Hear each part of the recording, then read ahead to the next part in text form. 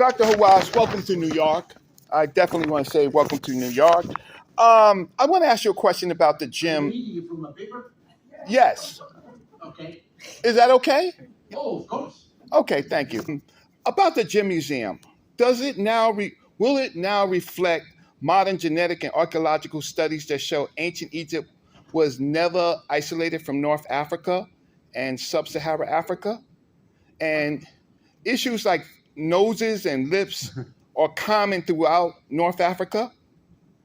And the recent finds of Nui Rod and the Libyan mummy have phenotypes, but sometimes you seem to attack sub-Saharan Africa as if the rest of North Africa didn't have those phenotypes. So will you, with the new studies, will you change your views on North Africa and phenotypes? Thank you. I want you to know one thing. Because if you are saying, I'm not against North Africa at all. Egypt is in Africa. But what I want to say that if the Black Americans announce that they're the origin of ancient Egypt, this is not correct. Why? Because the kingdom of Kush, the Black Kingdom, always were under the Egyptian control until 500 BC. The kingdom of Kush controlled Egypt for more than 100 years. Means that the kingdom of Kush has nothing to do with the beginning of the Egyptian civilization. Because if you look at the origin of ancient Egypt, there were three theories. One by Sheikh Anta from Singar, who announced the big theory that the Egyptian origin were black. Because he saw some black statues of Ramses II and Khalifa. UNESCO made a conference in Paris, and they published a book like this to tell briefly what I'm telling you now. Number two, there was a second theory that the origin of people came from Africa and Asia. And this is why, because the people in the Delta have a little, the face is light. They came from Asia. And the African, the people in Upper Egypt, has a dark skin. But there is many people don't believe in this. The third theory, that the origin of the Egyptian is a cemetery was excavated by Petri in Akkada, and he said with a big study that this could be the origin of the ancient Egyptian. Then what I want to say, that I'm not against it, but this is the truth. That the kingdom of Kush, the Black Kingdom, ruled Egypt at the end of the Egyptian history, 500 BC. That's my view. But Dr. Hawass, really quick. We only have one Wait, one real quick. Since you talked about the Black Americans, I do want to say one thing. The modern Egyptians are distinct from the ancient Egyptians, and you have sub-Saharan DNA. That's what makes you distinct from the ancient Egyptians. But thank you and welcome to New York. Thank you. Well, the first thing everyone should ask is whether Dr. Zahi Hawass answered Brother Reggie's questions. The quick answer is no. Our audiences have been waiting for years to have a conversation or at least question Dr. Hawass. Brother Reggie asked whether the new Grand Egyptian Museum would be aligned with current scientific and anthropological finds. Dr. Hawass did not answer. Brother Reggie then asked for an explanation on whether he will change his views on isolating ancient Egypt from North Africa and so-called Sub-Saharan Africa. He did not answer that either. Then Brother Reggie questioned his attack on phenotypes that are throughout North Africa. Dr. Hawass did not answer that either. Finally, after Dr. Hawass got through with his attack on Black American views, Dr. Jop and Kush, what everyone was waiting for was his answer to these questions. What we got was his personal views, and many cannot be backed up with sources. So let's talk about some of these things. Dr. Hawass's assertion in the questioning to me that Egypt consistently controlled Kush until the 25th dynasty is not supported by current scholarship and historical evidence. Archaeological data indicate that for much of antiquity, Kush, identified with major centers such as Kerma, Napata, and later Meroe, was an independent and sometimes rival kingdom, not a perpetual vassal state under Egypt's dominance. During the Kerma period, c. 2500, 1500 BCE, the Kushite kingdom developed a complex society that engaged in trade, diplomacy, and at times military conflict with Egypt, highlighting its independence. Turok, 1998. While Egyptian conquest of parts of Kush did occur during the New Kingdom, c. 1550-1070 BCE, their dominance lasted for only about 4 centuries and dissolved with the collapse of Egypt's centralized state. After this, the Kushites re-established sovereignty centered at Napata, eventually reversing the dynamic by conquering Egypt and establishing the 25th dynasty between circa 750 and 656 BCE, Morkot, 2000. Between the end of Egyptian rule in Nubia and the Kushite conquest of Egypt, the kingdom of Kush flourished independently for over 2 centuries. It was only during specific periods, namely the New Kingdom, that Egypt exerted direct political control over Kush. Archaeological and textual evidence show that this was the exception, not the rule. Welsby, 1996. Therefore, the portrayal of a continuous Egyptian hegemony over Kush until the 25th dynasty is inconsistent with the historical record.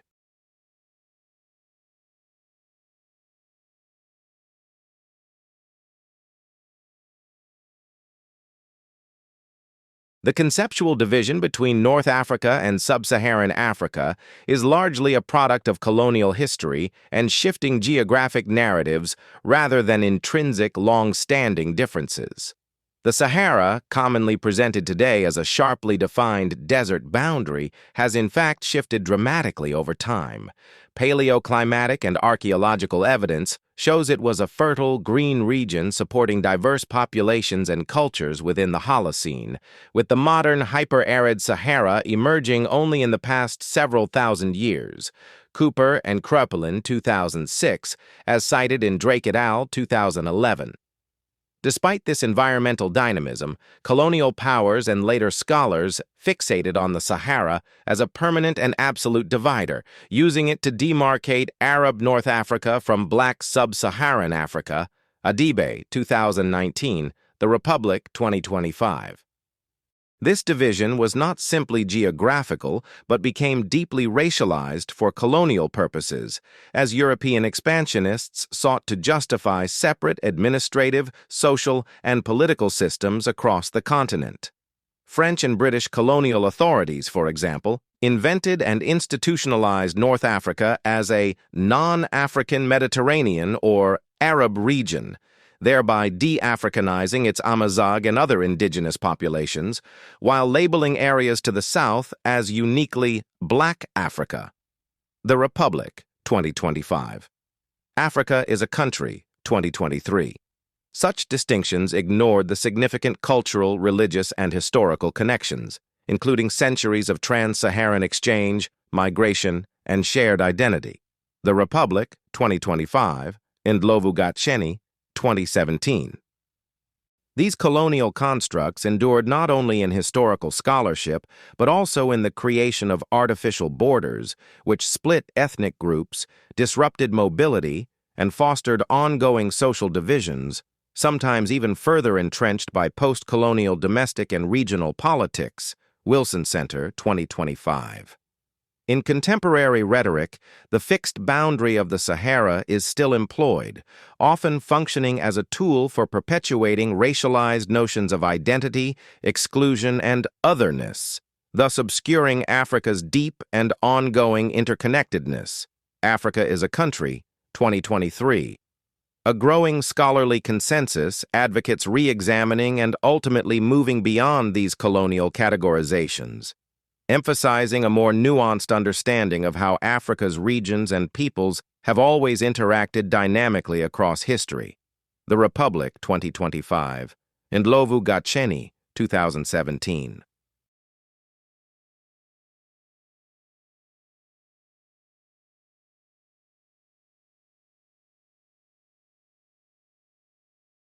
Welcome to the Skin Color Deception in North Africa.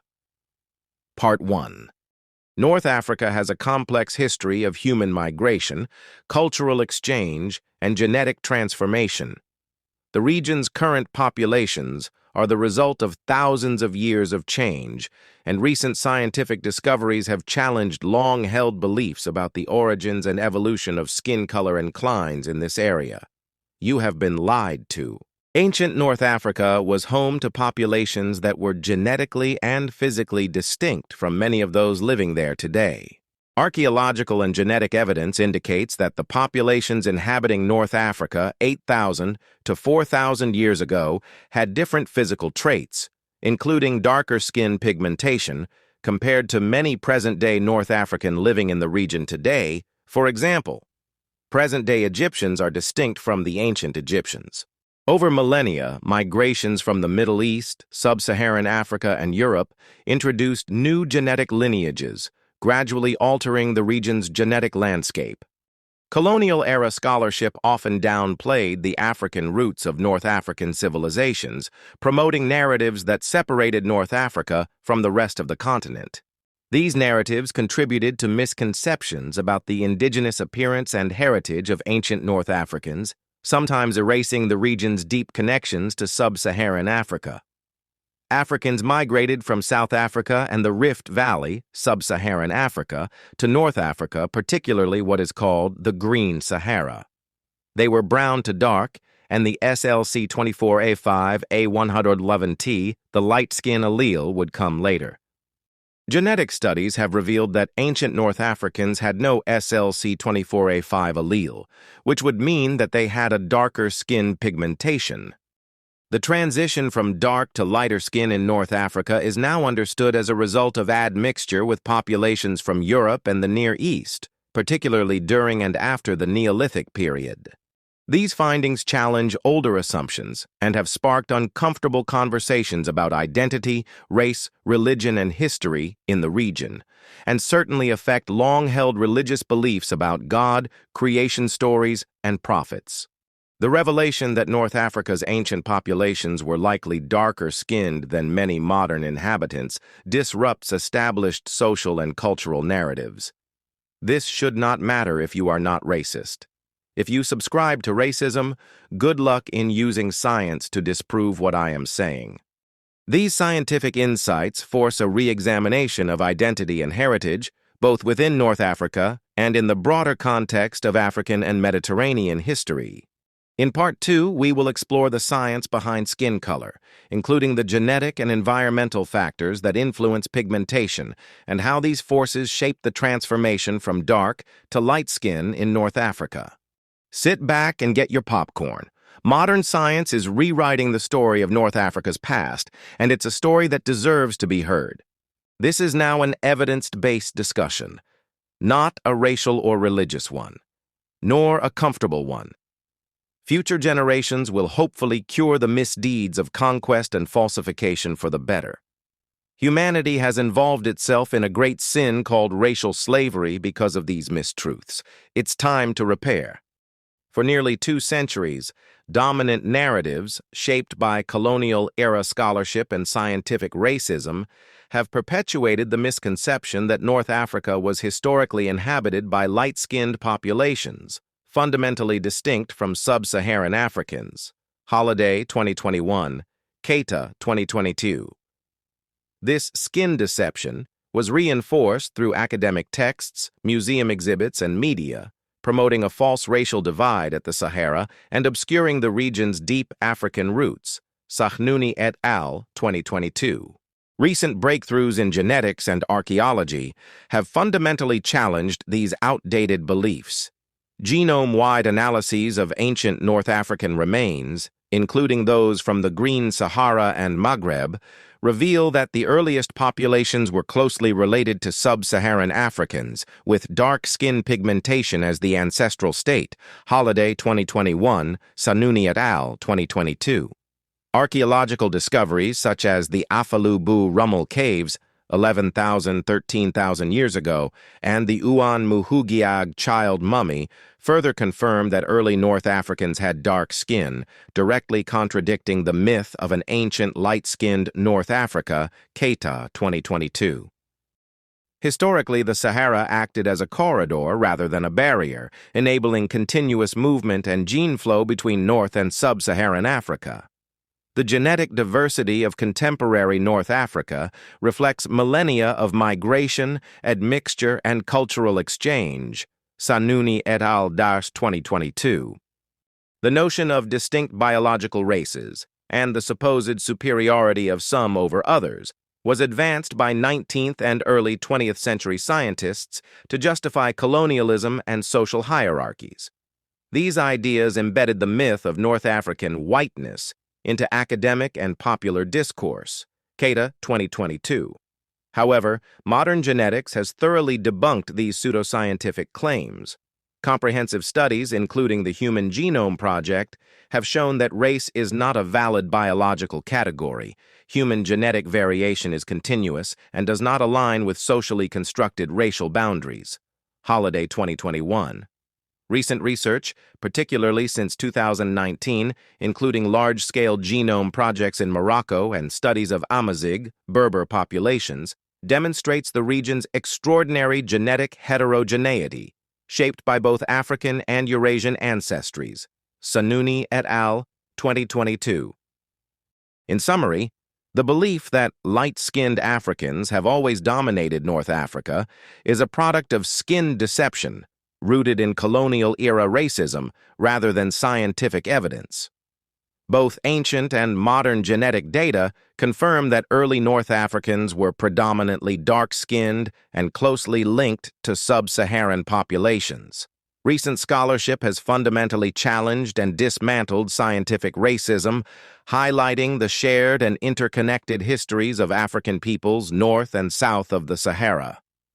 A true understanding of North Africa's past requires moving beyond outdated racial constructs and recognizing the region's deep African heritage. Before we begin, I want to acknowledge the exceptional curatorial team and staff of the Brooklyn Museum who brought to life the groundbreaking exhibition, The Green Sahara, Ancestors to Egypt and Nubia. Special recognition goes to Dr. Edward Bleiberg, Dr. Yekaterina Barbash, Dr. Leslie J. Wilson, Dr. Annalisa Morrison, and Dr. Vanessa Davies. Dr. Davies notably contributed through her exhibition segment titled Dispelling Racism Through Historical Research, which critically addresses the long-standing racial misconceptions surrounding ancient Egyptian civilization by highlighting the work of 19th-century African-American scholars and modern scholarship that centers Africa in Egypt's history. My apologies for leaving any of the great staff members off. The following wall caption from the exhibition exemplifies the team's commitment to presenting an accurate and inclusive narrative, and it was the first known exhibition that criticized thinking on skin color in ancient Africa. The exhibition highlights the parent cultures of ancient Egypt and Nubia, which is the Green Sahara of North Africa. Ancient Egypt, an African culture. We think we know so much about Egypt, but until recently, we all have had to relearn. The caption of the exhibition says, "The ancient Egyptians were an African people who first appeared in the Nile Valley by 4500 BCE, developing a distinctive and enduring civilization." Contemporary Egyptologists reject the outdated and false hypothesis that lighter-skinned outsiders created Egyptian culture. Throughout the 19th and early 20th centuries, many historians interpreted archaeological evidence from Africa through a racist lens that denied Africans the capacity to create a high civilization. Today, however, compelling archaeological and cultural evidence demonstrates that Egyptian civilization was developed by indigenous peoples in southern Egypt and gradually spread northward toward the Mediterranean Sea around 3000 BCE. Artifacts such as distinctive jars and bowls and statues featured in the exhibition show decorative styles originating in southern Egypt by 3400 BCE and appearing in the north by 3000 BCE. During this period, rectangular house designs from the south replaced earlier oval houses in the north. Concurrently, southern-style oval graves began to appear in the north, replacing shallow pit graves. A southern cult centered on cattle worship also moved northward during this era. While archaeologists cannot definitively say whether these cultural changes were peaceful or the result of conquest, evidence of fortified towns suggests there may have been conflict. In prehistoric times, nomadic peoples traveled through what is now Egypt. The first Nile Valley settlers brought their language and a profound belief in the afterlife. Between 4000 and 3000 BCE, these communities were intensely creative, inventing hieroglyphic writing, developing a unique artistic tradition, and establishing a political system centered on a divine king. After 3000 BCE, Nubians, Semites, Libyans, Persians, Greeks, and Romans arrived through migration and conquest, each adopting and contributing to Egyptian culture. Importantly, the ancient Egyptians defined themselves by their distinctive culture rather than physical characteristics such as skin color. This exhibition was enriched by Dr. Vanessa Davies, Dispelling Racism Through Historical Research segment, noted key African Americans of the 19th century that contributed to the understanding of the African world and provided criticism to historical racism within the field. Her work enriched the collaborative work of the Brooklyn Museum's curators, challenges long-standing myths, and highlights the deep African heritage, scholastic work, and interest in ancient Egypt. So I think we are ready to learn about the controversial topic of skin in ancient North Africa and what brought about the look of modern populations and the understanding it began dark to light.